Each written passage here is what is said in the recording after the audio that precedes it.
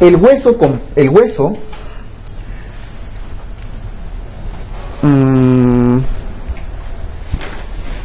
en su misma lámina, al costado de esta imagen, tienen esta, ¿no? Veamos por esto. La osificación endocondral, antes de hablar del hueso compacto y esto. En esta lámina está la endocondral y en la siguiente está la intramembranosa, ¿ya? La osificación endocondral, entonces, típico, como están viendo acá, de huesos largos, sigue 4 etapas. Estas son las 4 etapas que deben recordar de la osificación, ¿ya? Entonces se puede preguntar, ¿eh? Empezamos arriba, a la derecha, en la parte superior. Este es el primer momento. La formación de cartílago de reserva.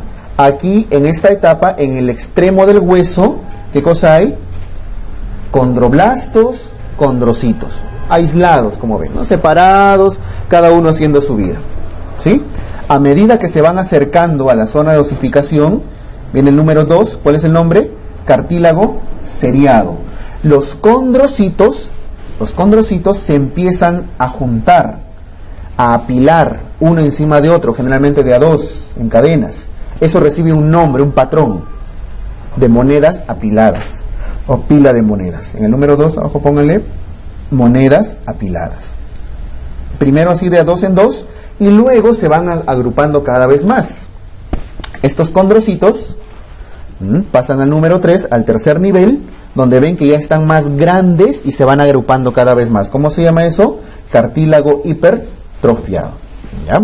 Entonces, el cartílago en el centro de osificación, vean, al inicio es cartílago, como ven, un cartílago aislado, cartílago de reserva.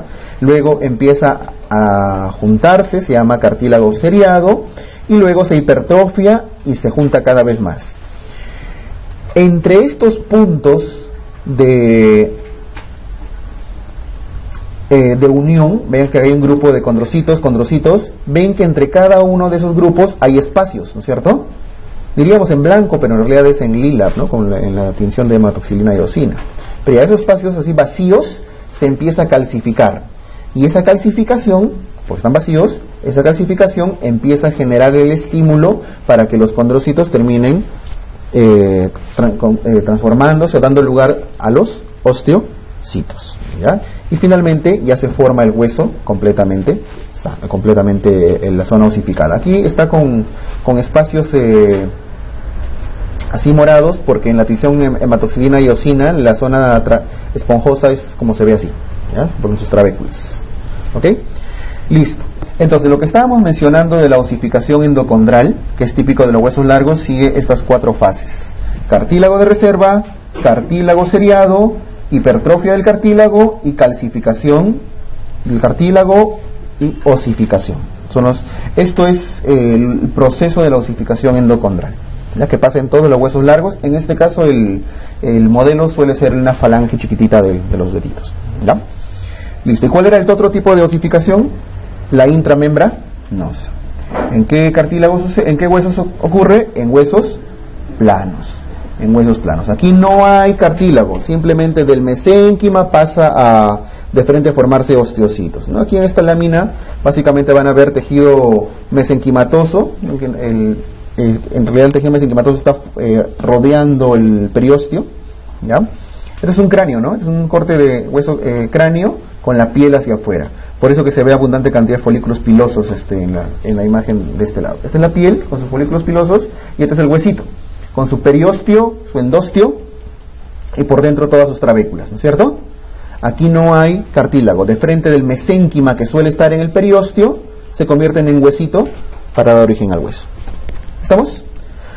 También se le llama a esta osificación intramembranosa, también se le llama osificación directa, porque pasa de frente, de mesénquima a hueso. Y a la osificación endocondral también se le llama osificación indirecta, porque sí tiene que pasar por un proceso de cartilaginización. ¿Estamos? Muy bien. Sea cual fuere el proceso de osificación, finalmente van a tener la estructura histológica de todo hueso va a ser esta que estamos viendo acá. Veamos primero la imagen del medio, ¿ya? La segunda imagen. En la segunda imagen tenemos en esta parte el hueso compacto, el hueso duro, el que está hacia afuera, y más adentro tenemos al hueso esponjoso. Y ahí está, sí se alcanza a ver el nombrecito, ¿no? Hueso compacto, esta parte de acá, y hueso esponjoso, ¿cierto? El hueso compacto es lo que está cubierto por fuera por su, ¿cómo se llama esto? El periósteo. Y por dentro tiene su endósteo. Pero nos interesa más en la parte externa, que es el periósteo. ¿Cuál es la unidad histológica funcional del hueso compacto? La osteona. Ese nombre deben tenerlo claro. ¿Saben cuáles son las osteonas? Son estos círculos de acá. Una osteona, otra osteona, otra osteona y así. Las osteonas, pongámosle flechita ahí, osteona. La osteona es la unidad histológica que está formada por osteocitos. Es la unión de muchos osteocitos que se juntan alrededor de un orificio que se llama el orificio o conducto de Havers. Eso sí está escrito ahí, no sé si alcanzan a verlo, en todo caso escríbanlo de nuevo porque eso sí debe estar claro. Conducto de Havers. ¿Qué cosa es el conducto de Havers? Es el conducto que transcurre de forma longitudinal a lo largo del hueso, ¿ya? De forma longitudinal a lo largo del hueso, y por donde pasan los vasos nutricios y que nutren a cada osteona. Cada una de esas osteonas se agranda en esta imagen de acá a la derecha, ¿lo notan? Su conducto de Havers, por donde pasa el vaso, y alrededor sus osteocitos, osteocito, una red de osteocitos, pero todos alrededor del conducto de Havers, del vaso nutricio, ¿ya? Y todos los osteocitos están comunicados por canalículos. La función de los canalículos es compartir la nutrición, pues, ¿no? Como una especie de colaterales, ¿ya? Listo. Ahora, si esta imagen lo agrandamos, vemos la imagen de la izquierda. Ahí se nota mejor los círculos de las osteonas, ¿no es cierto? Con sus núcleos ahí, osteocitos, a lo largo, de forma longitudinal, ¿cómo se llama esto? El conducto de Havers. Y lo que une dos conductos de Havers de forma transversa, ¿cómo se llama? Conducto de Volkmann. El famoso conducto de Volkmann. Entonces acá hay dos nombrecitos que deben recordar. Havers, los longitudinales, los que dan nutrición a cada osteona a lo largo, y los que unen dos conductos de Havers son los conductos de Volkmann, de forma transversal. La idea es mantener la nutrición siempre con colaterales, ¿no? Listo. Esa es la estructura de todo hueso compacto. Por cierto, los osteocitos, viendo aquí esta se ve más bonito, los osteocitos son solo estas celulitas, parecen neuronas, ¿no? Su núcleo, su citoplasma, su membrana. Pero están en realidad envueltos, cada osteocito está envuelto en una capa que lo envuelve, que se llama el osteoplasto. Osteoplasto, con P de Perú. Entonces, acá hay tres nombres que tienen que diferenciar, ¿ah? El osteoblasto, ¿ya? El blasto es la célula ósea inmadura, ¿no? Tienen que diferenciarlo del osteocito, que es la célula ósea madura, y tienen que diferenciarlo del osteoplasto. El osteoplasto no es una célula, es una membrana que envuelve a los osteocitos, que los protege, como si fuera un saco amniótico, una cosa así. Osteoplasto, con P. Y no lo confundan tampoco con el osteoclasto, ¿no? El osteoclasto es otra cosa. ¿Qué cosa es el clasto? El clasto es una célula, para empezar, que tiene origen biológico distinto, ¿ah? El osteoblasto, osteocito, ¿de dónde vienen? De las células mesenquimatosas, del mesénquima. O sea, en cambio, el osteoclasto con C, ¿de dónde viene? De la línea hematológica. Es una diferenciación de los monocitos incluso, ¿ya? Los osteoclastos son monocitos diferenciados. O sea, tienen dos líneas distintas. El hueso viene del mesénquima, y el osteocito, y el osteoclasto viene de la línea hematológica, ¿ya? Se forma en la hematopoiesis. O sea, viene desde la médula incluso. Ya está. Entonces, al corte histológico, un huesito, sobre todo la parte compacta, se ve así. Y en la parte esponjosa no hay osteonas, ¿no? ¿Cuál es la unidad anátomo-funcional del hueso esponjoso? Porque del compacto era la osteona, ¿no? En el hueso esponjoso su unidad es la trabécula, ¿no? Las trabéculas. Es la unidad histológica funcional. ¿Ya? Listo. Y finalmente todo cubierto por periósteo. Periósteo.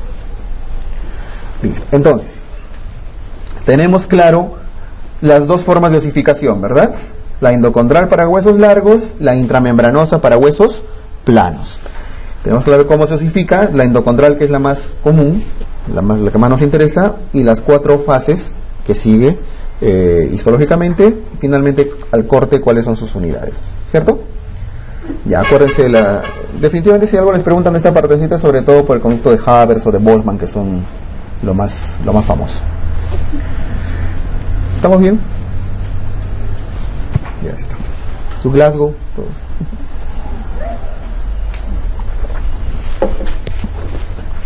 Ya, chicos. Muy bien. Entonces salimos de la parte embriológica, histológica, y vamos ya a algo más funcional. ¿Ok?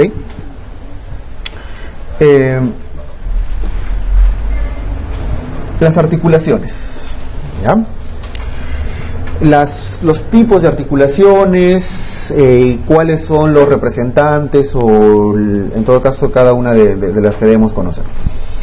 A ver, cuando dos huesos se unen y no tienen nada que los una, o sea, ni cartílago, ni fibra, simplemente se juntan dos huesos, y el ejemplo típico es las suturas craneales, ¿cómo se le denomina?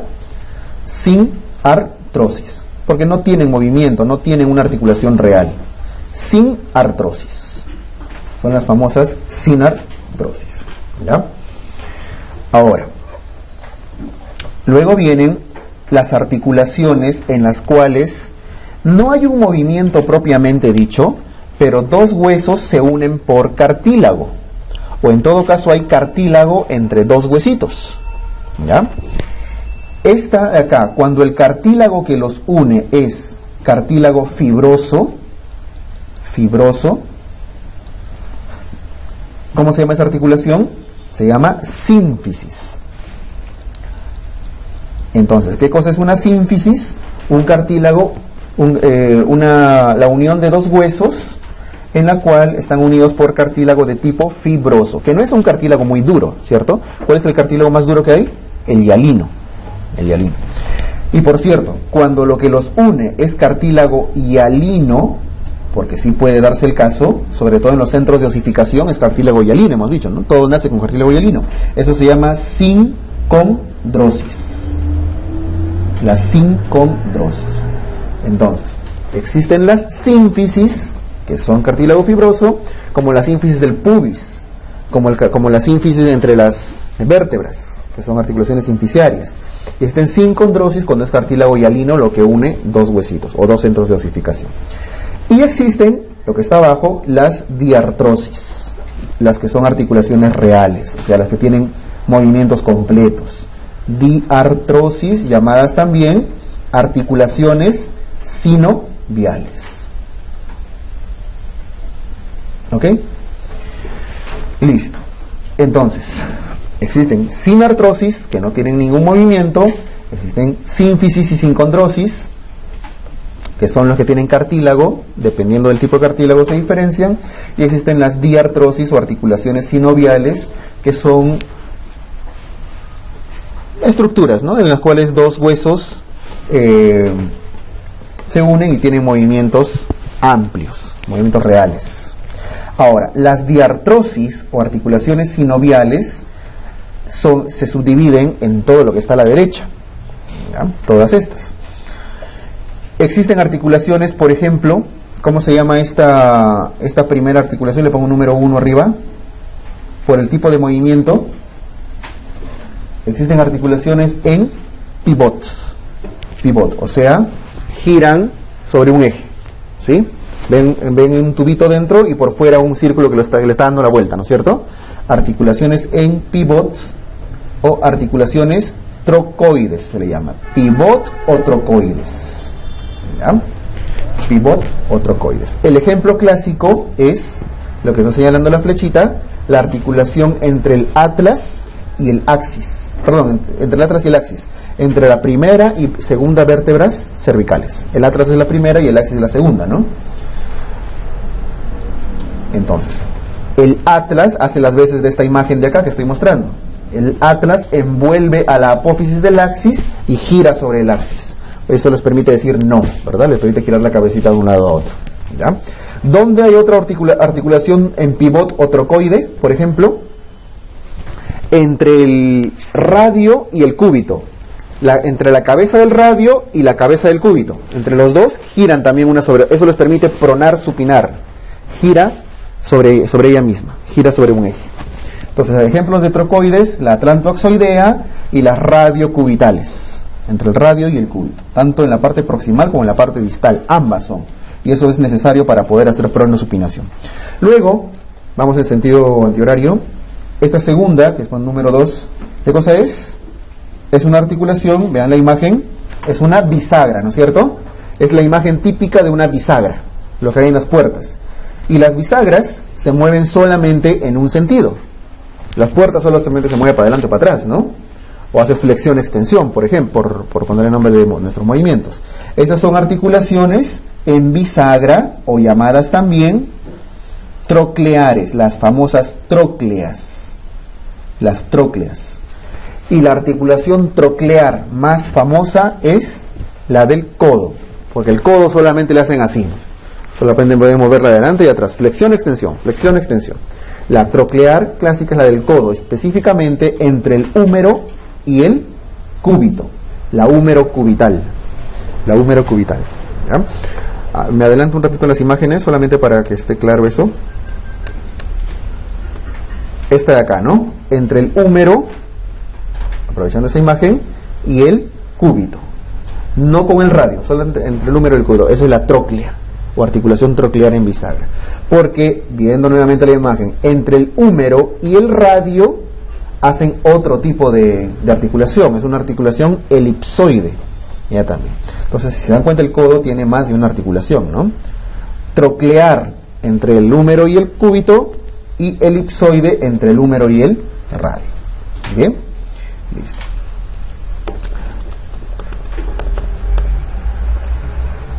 Estamos bien, ¿no? Ya está. Es la articulación troclear más conocida. La tercera imagen, acá. ¿Qué es eso? Es la famosa imagen en silla de montar. Es como si una persona estuviera sentada sobre la montura del caballito, ¿no? Dos superficies cóncavas cruzándose.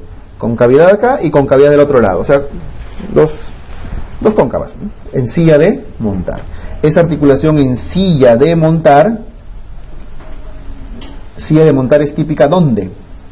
La silla de montar más conocida es la del carpo, la del primer metacarpiano.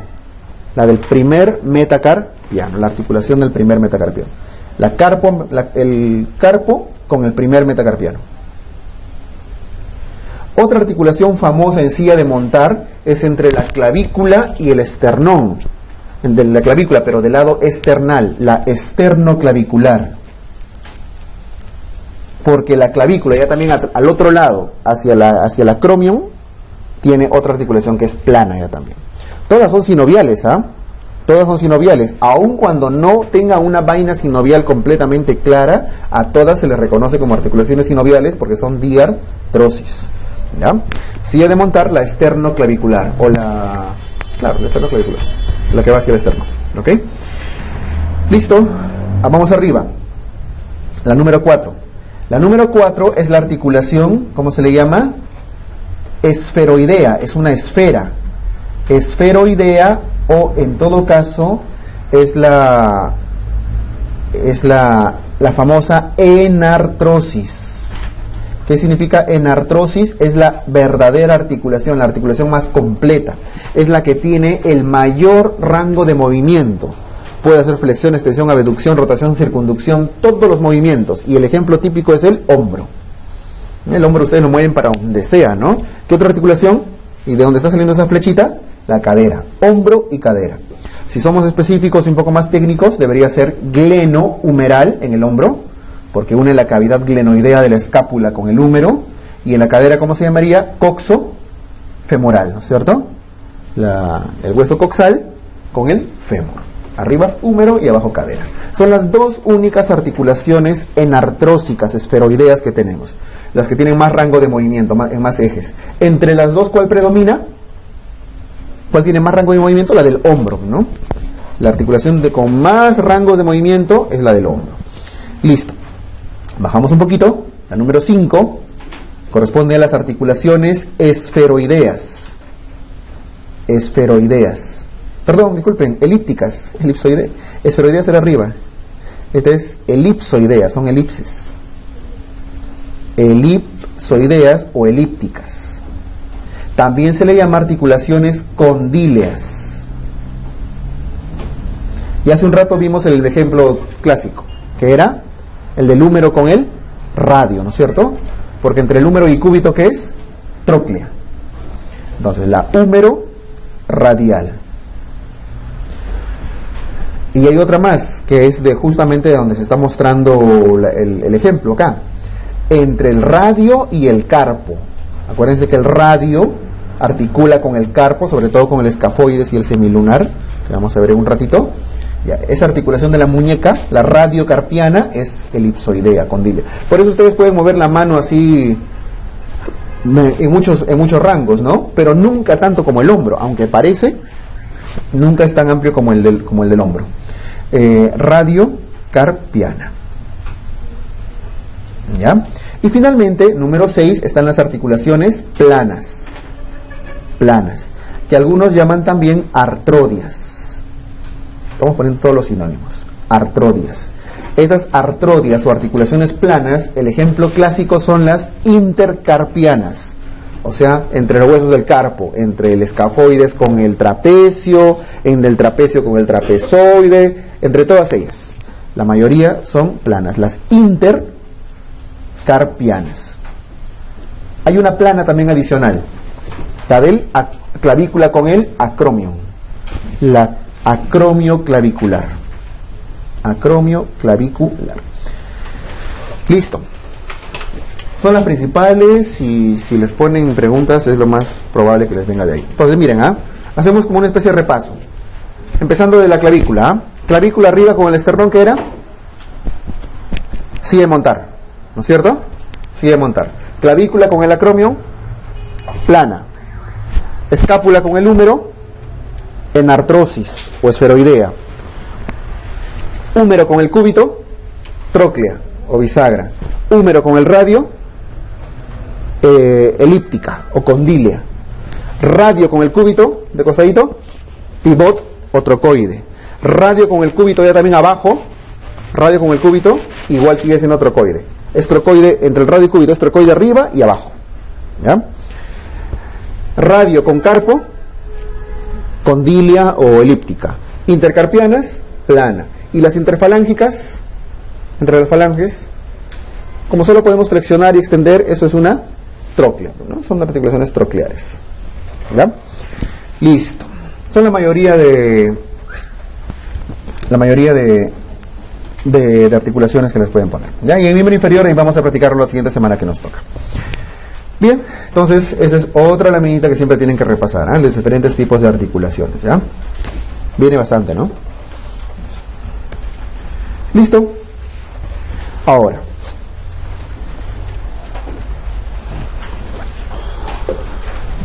aunque esto es un poquito más semiología, igual tiene que estar claro para entender qué hace cada músculo cuando hablamos de anatomía, ¿no es cierto?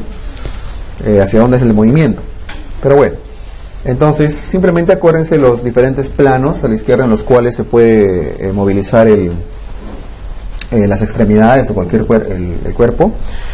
Tenemos el plano horizontal, ¿no es cierto? El plano horizontal, entre los cuales generalmente hay rotación externa y rotación interna, ¿sí? Generalmente en ese plano horizontal son las rotaciones. No son datos así clave de examen, pero hay que tenerlo en cuenta. En el plano frontal, la línea esta que estoy está resaltando así, En el plano frontal, ¿qué movimientos se dan? Sobre todo abducción y aducción. En el plano frontal son las separaciones y afrontamientos, abducciones, aducciones, ¿verdad? Como si fueran en alitas. Abducciones y aducciones, generalmente. Y en el plano sagital, que vendría a ser este de acá, que estoy pintando de azulito, en el plano sagital, ¿qué sería? Principalmente flexión, extensión, ¿no? Todo lo que va hacia adelante y hacia atrás. Las flexiones y extensiones. Bien, no les van a preguntar en qué plano sucede cada movimiento. En realidad, para lo que sirve esto es para entender la función de cada músculo y cómo se mueve cada huesito. La primera imagen, en el caso de la primera imagen, vamos a poner el numerito 1. Estamos viendo la articulación del codo, ¿no es cierto? El codo. Si la manito se va para arriba, eso es una flexión. Y si el codito se está estirando, eso es una extensión. Flexión, extensión. Tienen que tener claro, ¿vale? Los movimientos, hacia dónde están flexionando y hacia dónde están extendiendo. La muñeca, miren la muñeca, la articulación de la muñeca. La mano que está en celeste o azulito hacia abajo, ¿qué está haciendo? ¿Está flexionando o extendiendo? Está flexionando la muñeca, eso se llama flexión. Y si la manito también se pone en la posición roja o rosada hacia arriba, ¿qué es? Es una extensión de la muñeca. Flexión hacia la palma y extensión hacia el dorso. Pero el nombre más apropiado para describir los movimientos de la muñeca son, en realidad, flexión dorsal y flexión palmar. Ambas son flexiones, pero si es que a ambos lo mencionan como flexión, tienen que ponerle su apellido. Si la flexión es hacia la palma, es una flexión real. Y si la flexión es hacia el dorso, es una extensión. Esto va a ser cuando lleven el capítulo de traumatología en clínica, en el curso de traumatología, no acá, pues para entender las caídas de Coles, de Smith y demás, es clave, ¿eh? Que las lesiones del escafoides, del semilunar y todas ellas. Entonces, el nombre correcto es flexión. Flexión hacia la palma, flexión palmar, pueden llamar también flexión ventral, o un nombrecito que también a veces se usa, que es flexión volar, ¿ya? Y si va hacia el dorso es una flexión dorsal, que vendría a ser equivalente a una extensión, ¿ya? Si van a usar dos palabras, siempre es flexión. No existe extensión dorsal. Si van a usar la palabra extensión, va solita, ¿ya? Es extensión o en todo caso dorsiflexión. ¿Estamos? La muñeca es medio complejita en eso. Muy bien. La rodilla es distinto al codo. Acuérdense que el codito cuando se iba para atrás era extensión y cuando se iba para adelante era flexión. Pero la rodilla al revés, cuando se va para atrás la rodilla es flexión y cuando se va hacia adelante, cuando patea, es extensión. Es lo contrario al codo, ¿eh? Tengan cuidado con eso. No todo lo que va para atrás es extensión. Acá, el hombro arriba. La imagen del hombro celeste que estoy mostrando con la flechita, ¿eso es una flexión o una extensión del hombro? Se está moviendo todo el miembro superior, así que no es el codo lo que se mueve, ¿no? Es el hombro. Esa es una flexión de hombro. Si el hombro está yendo hacia adelante, está flexionando. En cambio, lo que estoy señalando de flechita ahorita, si el hombro se va para atrás, si todo el miembro superior se va para atrás, es una extensión, ¿ya? En el caso del hombro. Igual en la cadera, abajo la cadera. La flecha que señalo es todo el miembro inferior hacia adelante, está pateando, es una flexión de la cadera. Y si la cadera ya también, o todo el miembro inferior está yendo para atrás, es una extensión de la cadera, ¿ya? Listo. En general, la mayoría de movimientos que van hacia adelante suelen ser flexión y la mayoría suele ser para atrás, suele ser extensión, pero si se dan cuenta eso no aplica en la rodilla, ¿no? En la rodilla es al revés. Entonces no se dejen orientar por esa regla, porque podrían tener problemas, ¿ya? Muy bien. ¿Qué más? En la imagen de la izquierda, este hombro, estoy hablando de azulito, el puntito, el hombro, la línea celeste, el miembro superior celeste, ¿qué está haciendo? Está separando, está haciendo separación. Y el nombre apropiado para hablar de separación del miembro superior es abducción. Abducciones, ¿no? Pero para no confundirnos ahora con el lenguaje, vamos a decirle abducción, ¿ya? Para que sea más fácil de entendernos. Y la imagen del miembro superior rosadito está haciendo acercamiento, afrontamiento, que el nombre que más se usa es aducción, sin B, ¿no? Aducción. Aducir es acercar y abducir es separar. ¿Ok? Listo. Igual en el miembro inferior, en la cadera, igual el celeste está abduciendo y el rosadito está aduciendo, está acercando. Y los movimientos así circulares que está haciendo el hombro y la cadera son simples rotaciones.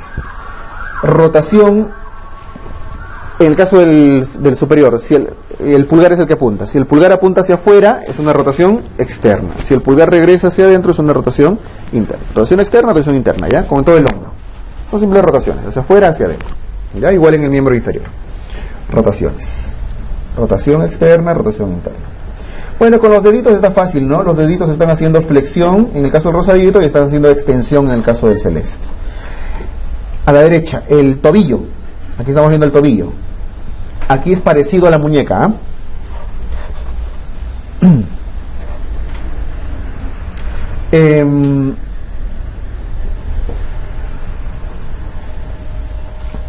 Este movimiento para el nombre apropiado es flexión dorsal y flexión plantar.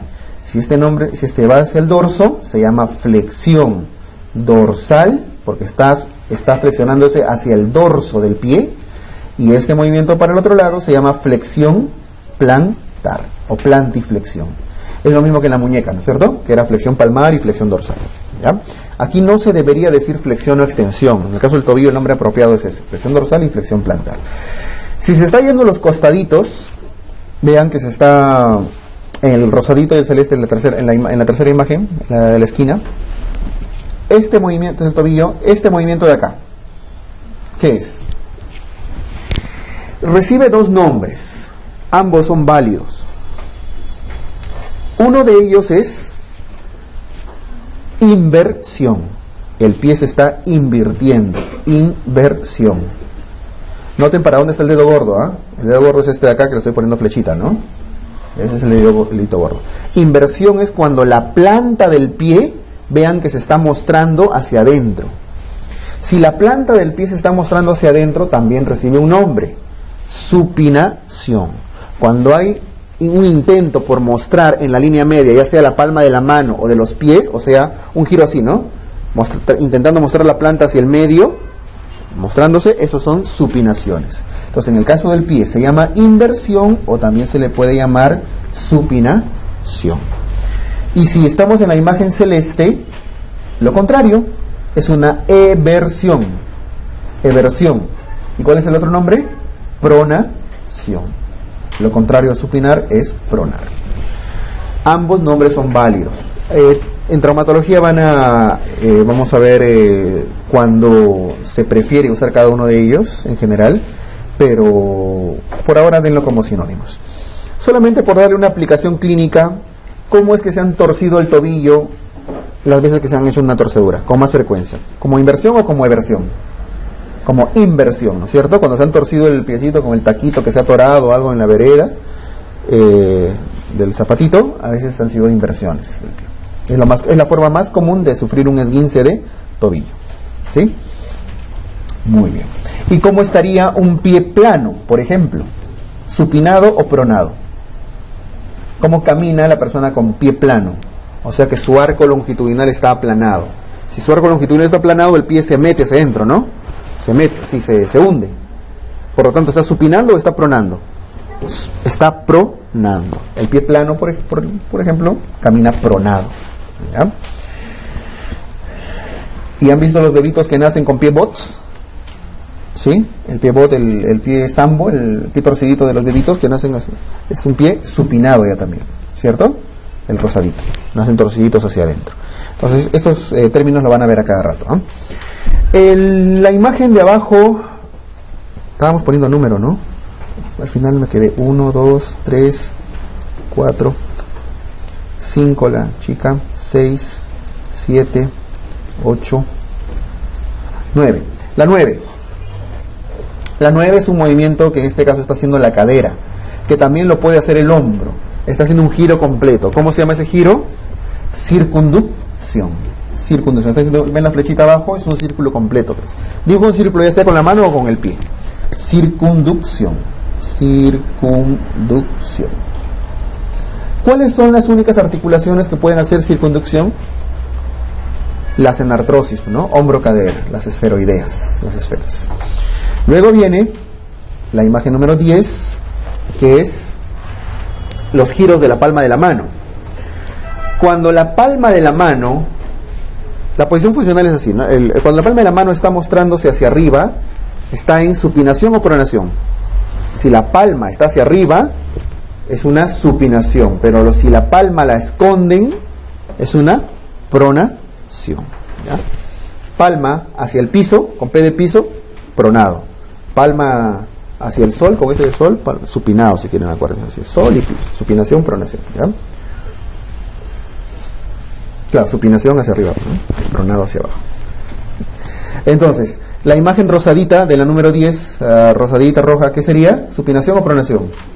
Esa es una supinación porque les está mostrando la palma. Y si está escondiendo la palma, está mostrando el piso, eso es una pronación. Supinación, pronación. ¿Cuáles son las articulaciones que les permiten supinar y pronar? En este caso, el que supina, prona es el codo. ¿Ya? Principalmente el codo y la muñeca. Son las articulaciones entre el radio y el cúbito que les permite supinar, pronar. Por eso es un pivot, por eso es trocoide la articulación. Y la última imagen, la número 11, que en este caso estamos viendo a la mandíbula protruir hacia adelante, ¿no es cierto? Y eso está describiendo el movimiento. Eso se llama, si se va hacia adelante, la mandíbula, eso se llama protrusión. Protrusión. Y es uno de los mecanismos en los cuales se luxan se da la luxación temporomandibular, la luxación de mandíbula.